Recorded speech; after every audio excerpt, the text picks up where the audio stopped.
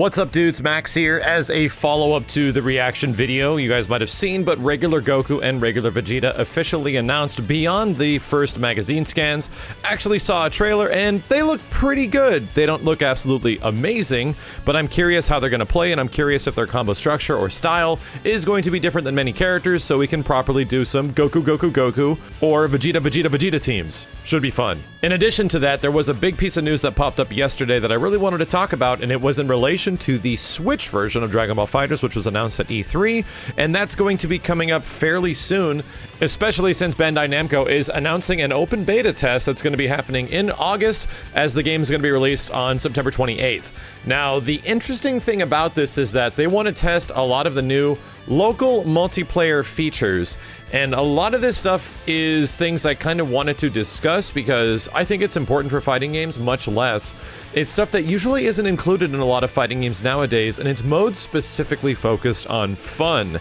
One of the things that was the most disappointing with Marvel vs. Capcom Infinite being a natural 2 vs. 2 game was the fact that there was no local couch co-op of any kind where one player can control each character and you kind of go crazy.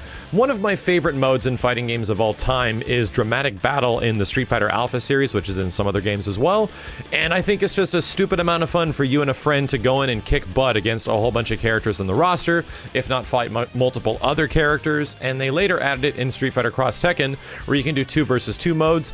These modes are not specifically designed for proper competitive play or really balanced by any means, but what they are is just stupid fun, and I've always really appreciated them for how much just visceral enjoyment I've gotten out of them.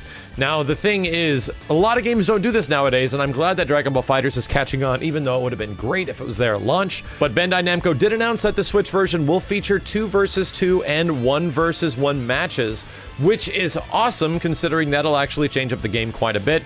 But these are specifically touted as local multiplayer features, so there's a very low probability, unless there's a very heavy fan demand, that in lobbies or online matches we can actually do 2v2 or 1v1.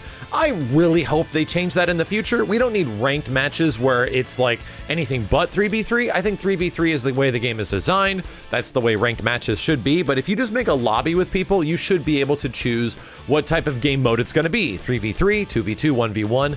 I think that would just be a lot of fun. You don't need to focus on the esports side or the competitive side. This is just more stuff that we can do online with each other. And that's kind of the rough thing with Dragon Ball FighterZ, is the online still needs a lot of work. So it should absolutely include modes like this, and they already kind of have, because Dragon Ball FighterZ does feature a 3 vs. 3 mode where one person controls each character, which is super sick. I would just love to see the game played in different ways, like without assists and a proper 1v1 mode. It wouldn't be incredible, but it would just be an extra little thing that you can do, and I would appreciate that just because it seems like fun, you know what I mean? I think the only other thing I would really love to see in Dragon Ball FighterZ, especially the Switch version or the other console versions, is the ability to control a single character on the screen at once. I think the game could possibly handle having multiple characters on screen at one time, so it would be really cool if it was just a ballistic, insane mode where 3 people control 3 on one side, 3 people on the other, and they're all on screen at the same time. It'd be goofy, it'd be nuts, but I think it would just be a lot of crazy fun. And one of those things I would love to see added to the game, especially team-based games. Now, the big thing is that these modes were specifically mentioned for the Switch version and haven't been directly touted for the other versions of the game, so I am very curious if this will actually show up in the other versions, because I definitely think it should, and it's something that'll just be fun for everyone.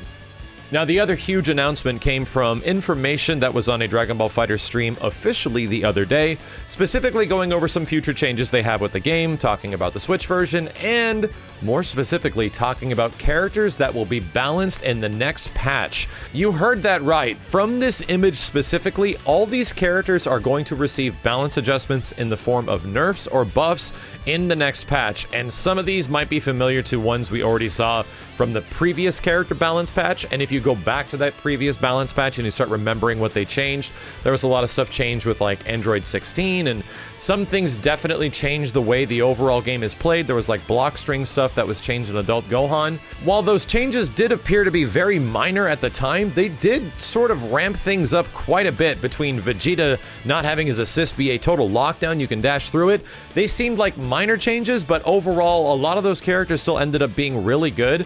And the overall arc of of the way the tier list has kind of gone now is that those characters that did get touched up aren't as kind of ballistically used as much as they were before.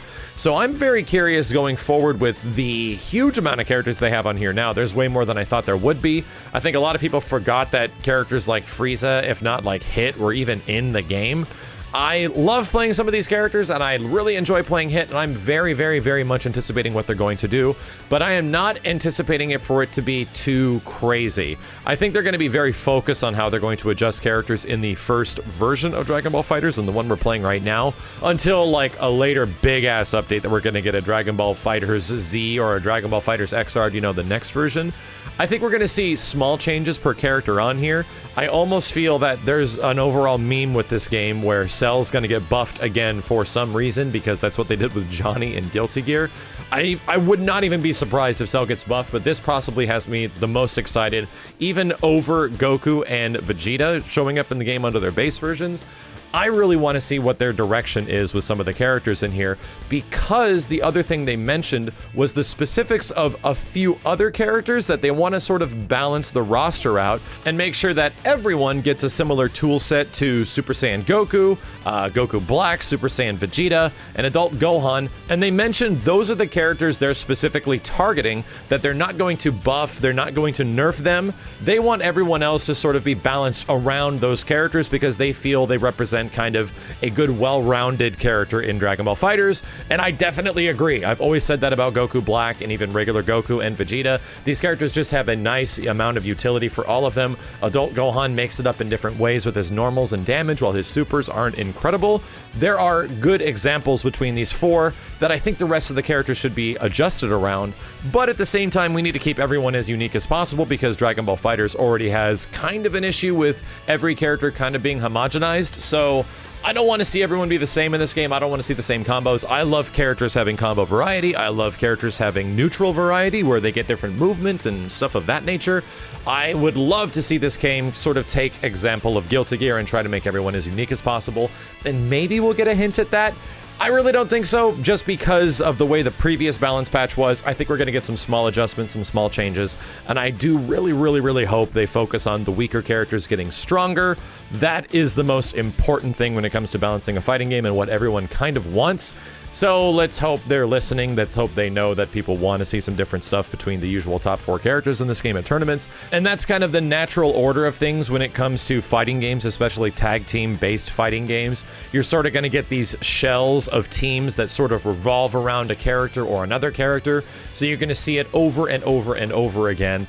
And that's just because you need them to be good. You need them to sort of combat the other stuff in the game, which can be even crazier. So I'm curious what they're going to do with it, and I'm also very curious because this is Arc System Works' first, like, really big tag team fighting game, and I want to see how they're going to approach it going forward, especially considering that this is going to be coming up in around mid-August. We don't have a specific release date on base Goku and base Vegeta, but this should hopefully be dropping around that same time frame, a little bit after EVO.